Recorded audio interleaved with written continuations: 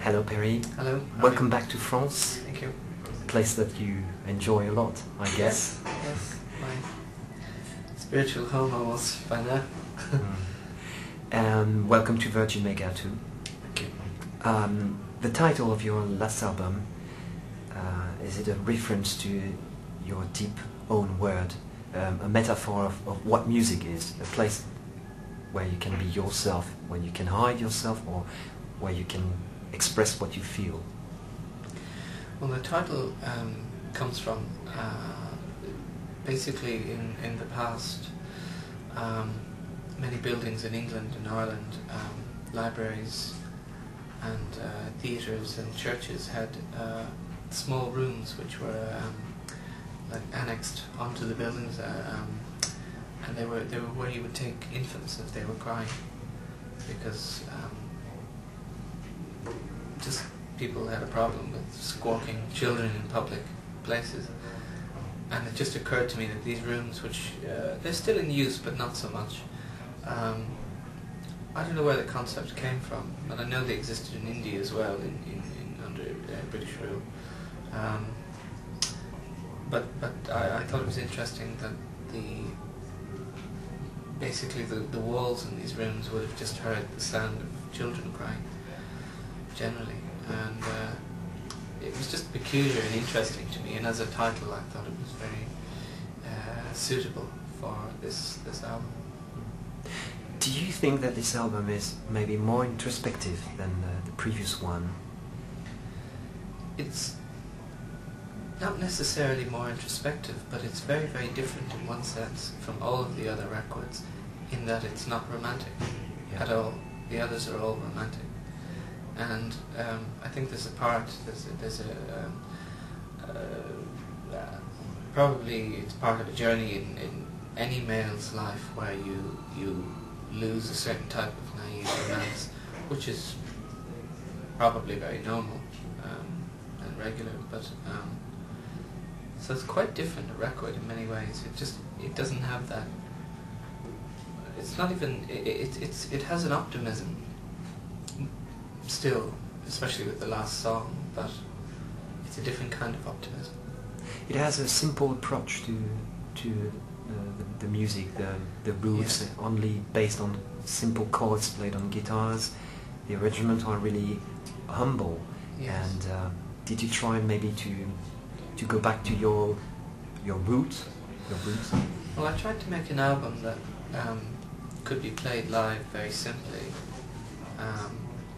and that, I mean, I've made a lot of records that are complex musically and with quite complex string arrangements, and I just felt it was time to make something very simple, very just pared down and emotionally, I suppose, warm. And I'm very happy with the record for that reason. I think it has its own kind of integrity and its own place, if you like. It's not a loud record. It's quite a short record. It's, you know, I tried to do something without any ego at all. I don't know if I've achieved that, but I've tried. I was wondering if it is a pivotal moment in your life to produce an album like that, to create your own record company, your own label. Is it a pivotal moment artistically, and maybe? It was a very big deal. I was very unhappy on my previous label, and I felt very disappointed in how, I suppose, how my career in inverted commas was going. I'd never had the records released in England, which I'm now releasing in England and getting a lot of very good attention there to the work. So it was a big decision. I decided to when my contract was up for renewal, I decided to leave and to start Blue Orchard with Marco Savio, because we both have studios. I have a small studio in Ireland. He has a very good studio in Italy. So there was no reason we couldn't make a record. and I knew that somebody would distribute it, a license, and Warner's came along, Up Music came along, part of Warner's, and I met the team, and they're the right company for me, because they have a small company mentality, but they have Warner's sort of backing behind them, so it makes very good sense. And there's a lovely freedom, and everything, obviously, even the artwork was designed by myself and Patrick, a friend of mine. So there's a sense of whatever mistakes are made are pretty much down to me. So it's good when you're responsible for yourself. I was surprised by the choice of a major company again. I thought that you were maybe a bit disappointed by an old experience with a big one. Yeah, label. not at So all. I said to myself, Yeah. is it going to be totally free and have a total artistic freedom? Well, the brilliant thing is they didn't buy the company, they didn't buy Blue Orchard, they just bought the license to release. Yeah. So Blue Orchard, I can still, I'm recording a live album later this year on Blue Orchard, and I'm working on a soundtrack. So it's kind of, I had a very good experience with Polydor as well.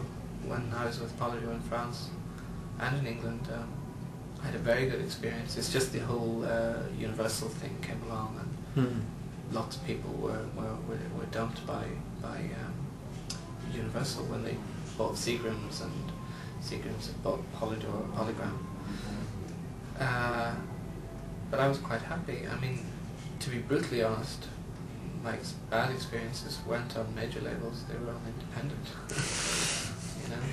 Sometimes it's the case, yeah. It's not something people would really realise. Yeah.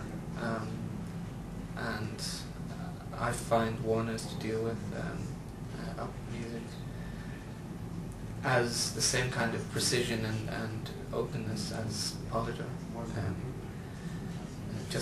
And interestingly, some personnel there used to work for the other company.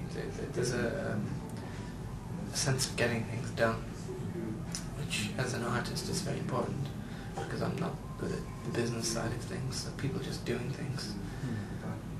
I'm very impressed. But you've never been forced to produce something that wasn't really you in the past?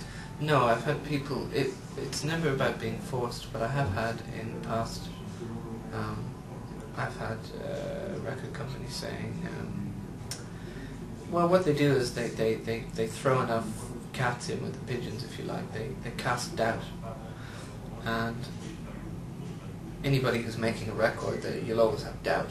You know, the same as making a movie or anything. You're going, no matter how convinced you are of this direction, you're going in the middle of it. You'll probably go, oh, have I lost this? What's happening? And I would be very focused when I make a record, but the last thing I need is anybody coming in. It's different people around you when you're working, they have opinions, but someone from the outside coming in saying, oh, this won't sell, it's not commercial, it's not this, it's not that. It casts doubt on the project. Whereas with this album, there was none of that, because they were all gone. And I also changed management. I have a new management now, a French management company. So I really it was like an artistic blood transfusion, you know. We can feel that there's an intimate feeling which runs through the whole atmosphere of the record. Yes. We can feel that it has been made really quietly, Yes. without any pressure. Yeah. It's the way it should be. It's the album I should have made after California, but it was a frustration at not getting the work out in different countries quickly, and I mean, Songs for Someone, I think, is being released in Scandinavia this month, 2 years after it came out. It's